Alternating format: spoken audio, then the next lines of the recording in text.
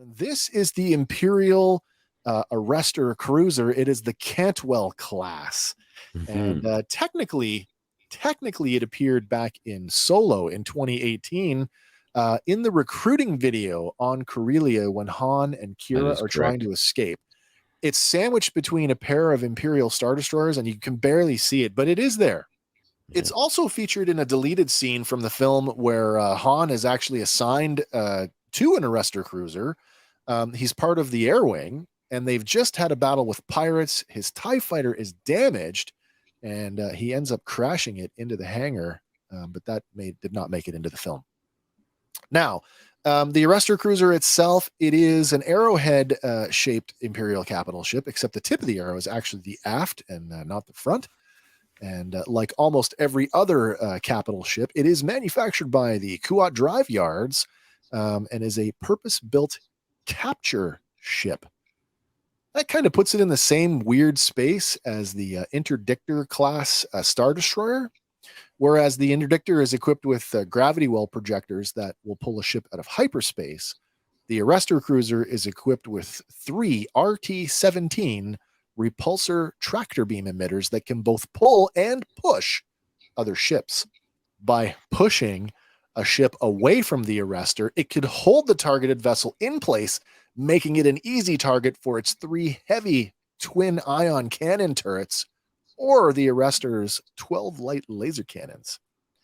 Failing that, the Arrestor could deploy as many as 24 fighters from its 2 forward-facing hangar bays, 1 on each of the port and starboard sides of the ship. Now, the Arrestor carries a crew complement of 2,770 people, including the Air Wing and its accompanying stormtroopers. Hank, you hit the nail on the head. It is a design by Colin Cantwell. And for those of you out there who don't know who Colin Cantwell is, you should.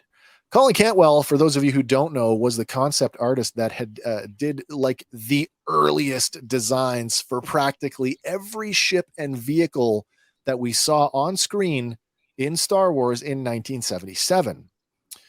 These are Colin's designs for the X-Wing fighter, the Y-Wing fighter, the Cantwell TIE fighter, his version of the Death Star, and the Millennium Falcon, although back then it was just called the pirate ship.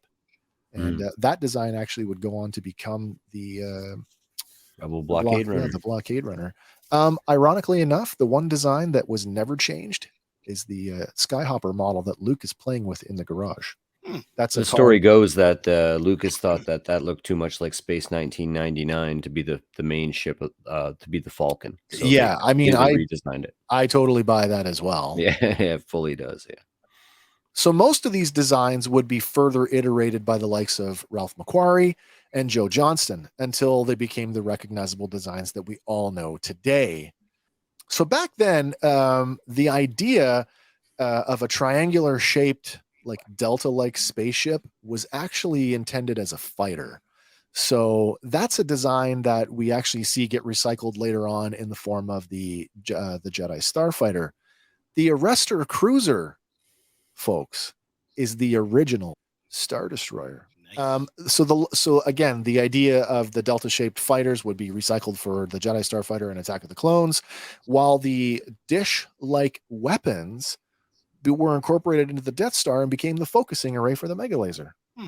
So this ship has like a huge lineage, and it's immensely important to Star Wars. So I'm really happy to see it make a comeback here.